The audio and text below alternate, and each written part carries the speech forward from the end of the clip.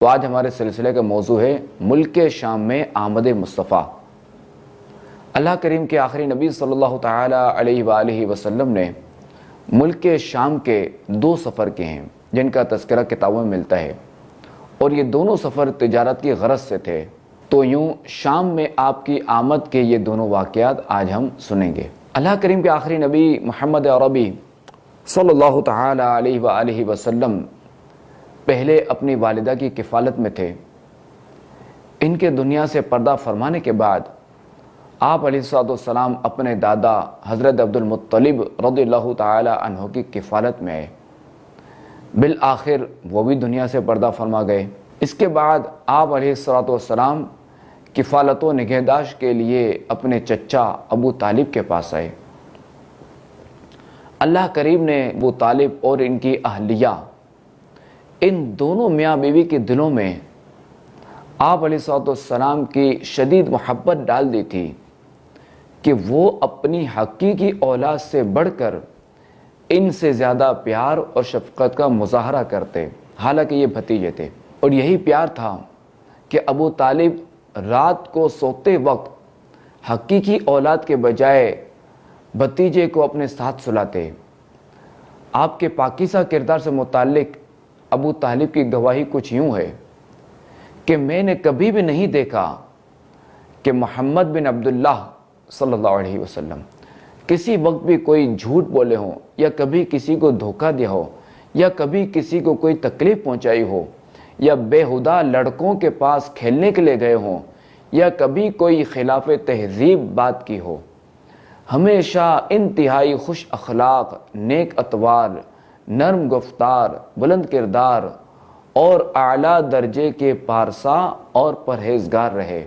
مدنی channel کے ناظرین، اللہ کریم کے آخری نبی صلی اللہ تعالی علیہ وآلہ وسلم جب تقریباً 12 سال کے تھے، اس وقت ابو طالب قریش کے ایک تجارتی قافلے کے ساتھ شام جانے کے لیے تیار ہوئے۔ اپنے لاڈلے بھتیجے کو ساتھ لے جانے کا ارادہ نہیں تھا کہ آپ کی عمر ابھی کم تھی اور سفر طویل تھا اور کٹھن بھی تھا۔ جب قافلے کی روانگی کا وقت آیا تو آپ علیہ السلام نے اپنے چچا کی سواری کی مہار تھام لی اور یوں بولنے لگے، یا عم الی من تکلونی لا ابالی ولا چچا جان، آپ مجھے کس کے سپرد کر کے جا رہے ہیں؟ نہ میرے والد ہیں نہ میری والدہ۔ ان جملوں نے ابو طالب پر ایسا اثر کیا کہ وہ نہ صرف آپ علیہ السلام کو ساتھ لے جانے پر راضی ہوئے، بلکہ اعلان کر دیا، لا یفارقونی ولا افارقوہ ابدا، یعنی آئندہ ہم کبھی بھی ایک دوسرے سے جدا نہ ہوں گے۔ اب سفر شروع ہوا۔ کئی دنوں کی مسافت کے بعد، کئی دنوں کے سفر کے بعد یہ قافلہ بصرہ پہنچا۔ مدنی چینل کے ناظرین، بصرہ یہ جنوبی شام کا ایک قدیم اور اہم شہر ہے۔ بصرہ کے معنی ہے بلند قلعہ۔ مکہ شریف سے اس کا فاصلہ تقریباً 1575 کلومیٹر ہے، اور حضرت خالد بن ولید رضی اللہ تعالیٰ عنہ کے ہاتھوں یہ بصرہ کا علاقہ، یہ شہر فتح ہوا تھا۔ ایک عرصے تک یہ شہر مشہور و معروف رہا، مگر پھر فتنہ تاتار نے اس شہر کو ایسا اجاڑا کہ یہ گمنامی کا شکار ہو گیا۔ بصرہ میں ایک درخت کے سائے میں اس قافلے نے پڑاؤ کیا۔ اس درخت کے قریب ہی ایک خانقاہ تھی جہاں ایک عیسائی راہب جرجیس، جو بحیرہ کے لقب سے مشہور تھا، اور ایک عرصے سے وہ یہاں ٹھہرا ہوا تھا۔ اس کی خانقاہ کے پاس سے قافلے گزرتے ہی رہتے تھے، اور اس نے کبھی ان قافلوں کی پرواہ نہیں کی تھی۔ لیکن اس دفعہ اس نے خانقاہ سے دیکھا کہ ایک نوخیز لڑکے پر بادل سایہ کرتا ہے، وہ جہاں جائے تو بادل اس کے ساتھ جاتا ہے۔ جب قافلہ درخت کے نیچے بیٹھا تو بچے کے لیے درخت کے سائے میں جگہ نہ رہی، تو درخت نے جھک کر اپنا سایہ اس پر پھیلا دیا۔ یہ حیرت انگیز منظر اس کے لیے تعجب کا باعث بنے۔ اس نے تمام قافلے والوں کی دعوت کر ڈالی۔ اب حیران ہونے کی باری قافلے والوں کی تھی کہ ایک شخص سے رہا نہ گیا اور وہ پوچھ بیٹھا کہ پہلے بھی ہم اس راستے سے بارہا گزرے ہیں، مگر اس سے پہلے تو آپ کو کبھی ہماری دعوت کا خیال نہ آیا، تو اس دفعہ ایسا کیا ہو گیا کہ آپ بنفس نفیس ہمیں دعوت دینے کے لیے آ گئے ہیں؟ راہب نے بات ٹال دی اور دعوت قبول کرنے پر اصرار کیا، لہذا قافلے والوں نے دعوت قبول کر لی۔ راہب نے دعوت کے وقت سب کا استقبال کیا اور منتظر رہا کہ آپ علیہ الصلوۃ والسلام بھی نظر آئیں، مگر اسے آپ کی زیارت نہ ہوئی۔ تو اس نے پوچھا کہ کیا سب آ گئے ہیں یا کوئی رہ بھی گیا ہے؟ تو بتایا گیا کہ سب آ گئے ہیں، البتہ ایک بچہ سامان وغیرہ کی حفاظت کے لیے وہاں چھوڑ دیا گیا ہے۔ تو اس نے کہا کہ یہ ٹھیک نہیں ہے کہ سب سیر ہو کر کھائیں اور وہ رہ جائیں، لہذا اسے بھی بلا لاؤ۔ نبی کریم صلی اللہ تعالی علیہ وآلہ وسلم کے چچا حارث گئے اور آپ علیہ الصلوۃ والسلام کو بلا لائے۔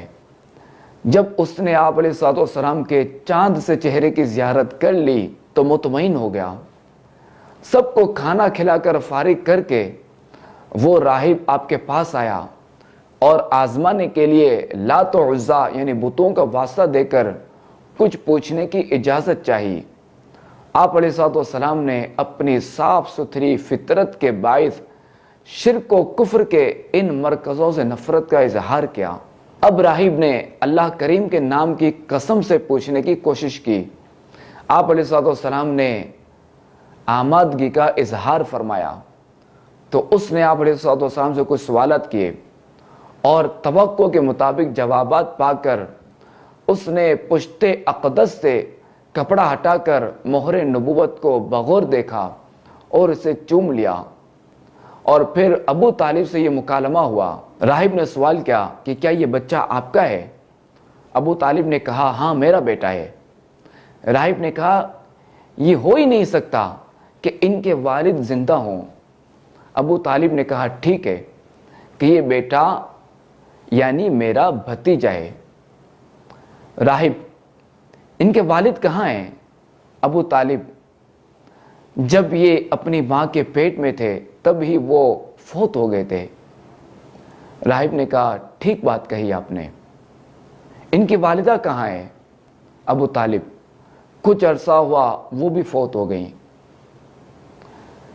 راہب نے کہا آپ کے بھتیجے کی بڑی شان ہے، انہیں لیجئے اور واپس وطن چلے جائیں۔ یہود سے ہمیشہ ہوشیار رہیں، اگر انہوں نے انہیں پہچان لیا جیسا کہ میں نے پہچانا ہے تو وہ انہیں نقصان پہنچانے سے باز نہیں آئیں گے۔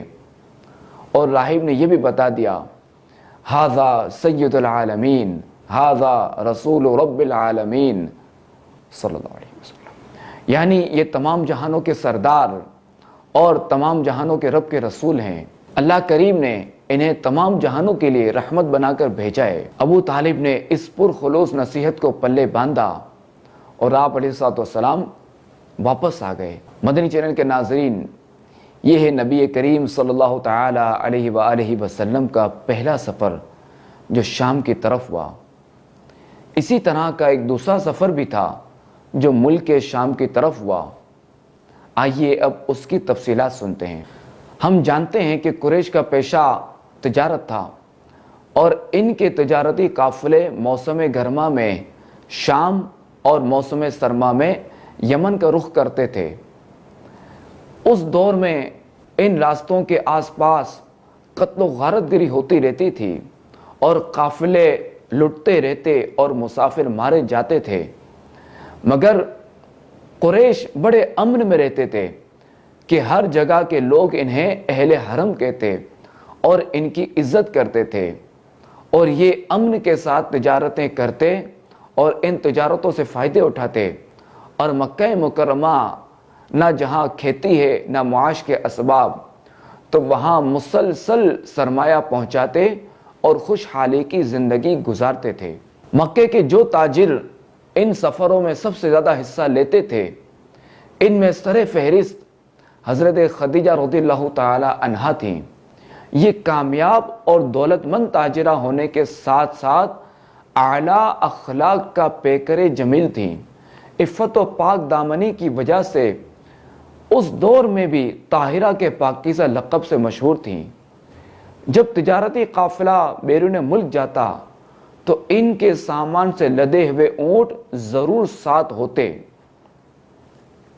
یہ حضرت خدیجہ رضی اللہ تعالی عنہ کی غیر معمولی سوجھ بوجھ کا کرشمہ تھا کہ آپ رضی اللہ تعالی عنہ خود تجارتی سفر نہیں کرتی تھیں، مگر اس دور کی ایک کامیاب تاجرہ اور مکے کی خوشحال ترین خاتون تھی۔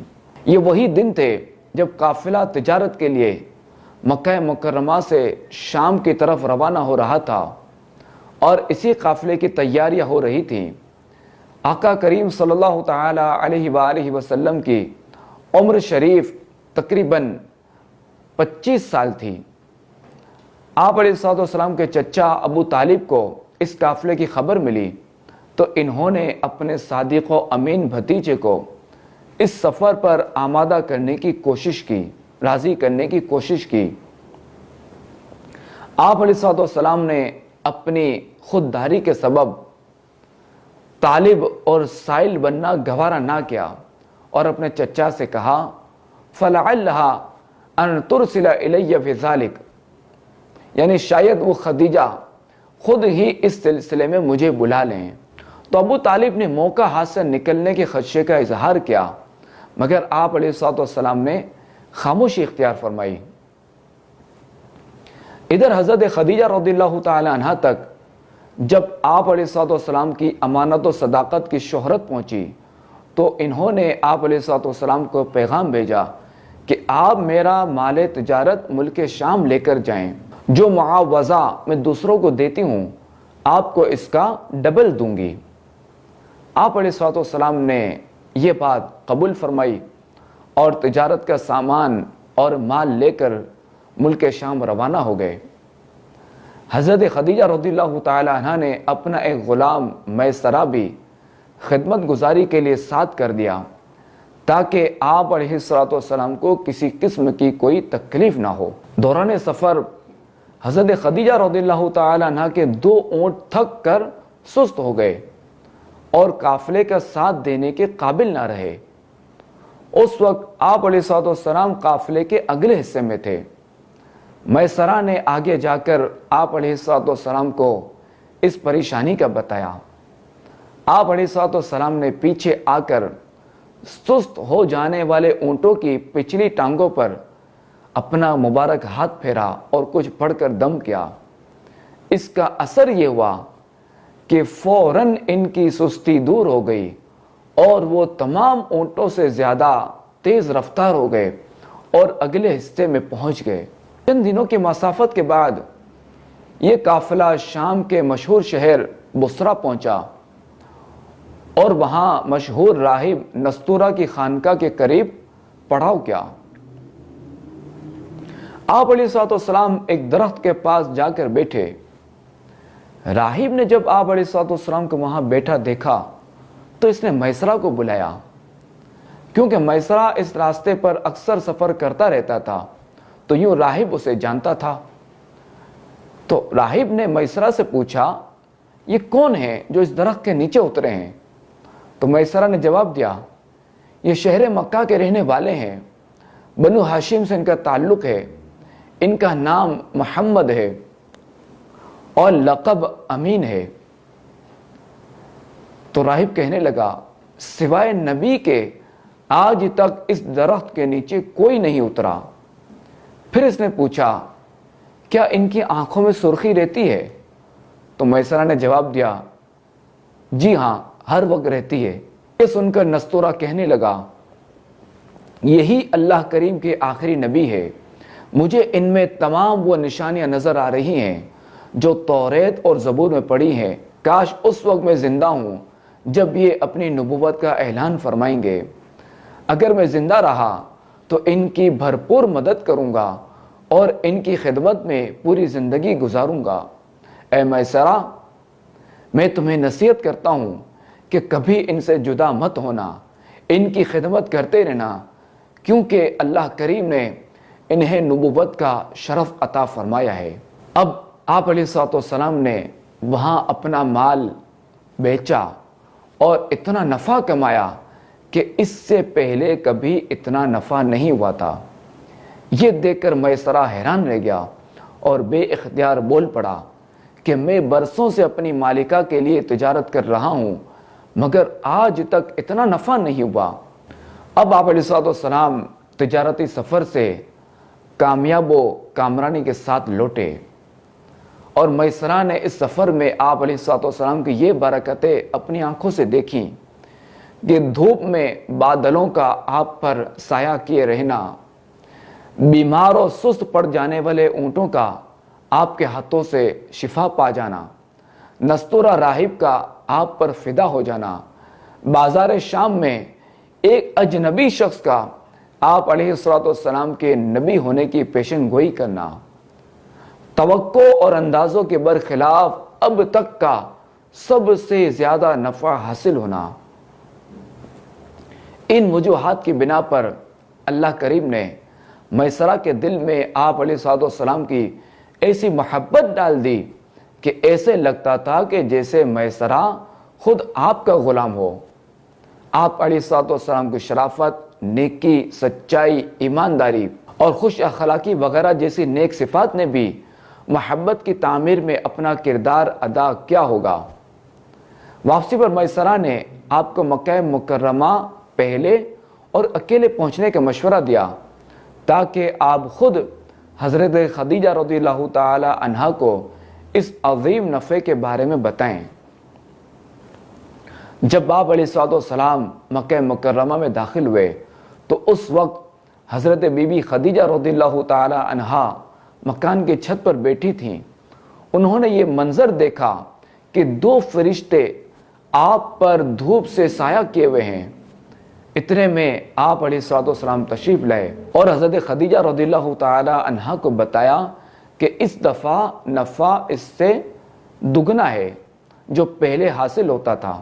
حضرت خدیجہ رضی اللہ تعالی عنہا بہت خوش ہوئیں اور عرض کی آپ جائیں اور قافلے کو ساتھ لے کر جلدی واپس آئیں۔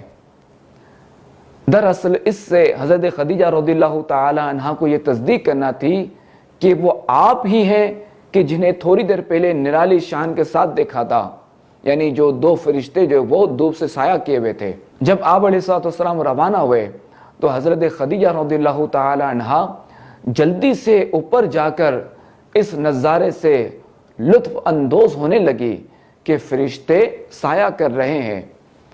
اس منظر نے حضرت خدیجہ رضی اللہ تعالی عنہا کے دل پر گہرا اثر کیا اور کچھ دن بعد انہوں نے اپنے غلام میسرہ سے اس بات کا اظہار کیا تو میسرہ نے بتایا کہ میں تو پورے سفر میں اسی طرح کے مناظر دیکھتا رہا ہوں۔ پھر میسرہ نے اس طویل سفر میں آپ علیہ الصلوۃ والسلام کی صداقت و دیانت، حسن سلوک و غمخواری، معاملات کو سمجھنے اور کاروباری مہارت کے ساتھ ساتھ دیگر غیر معمولی روح پرور مناظر بیان کیے۔ یہ سن کر حضرت خدیجہ رضی اللہ تعالی عنہا کے دل میں آپ علیہ الصلوۃ والسلام کے لیے عقیدت و محبت پیدا ہو گئی اور اس کے بعد انہوں نے آپ علیہ الصلوۃ والسلام سے رابطہ کیا اور آپ علیہ الصلوۃ والسلام کی پہلی زوجہ بننے کا شرف حاصل کیا۔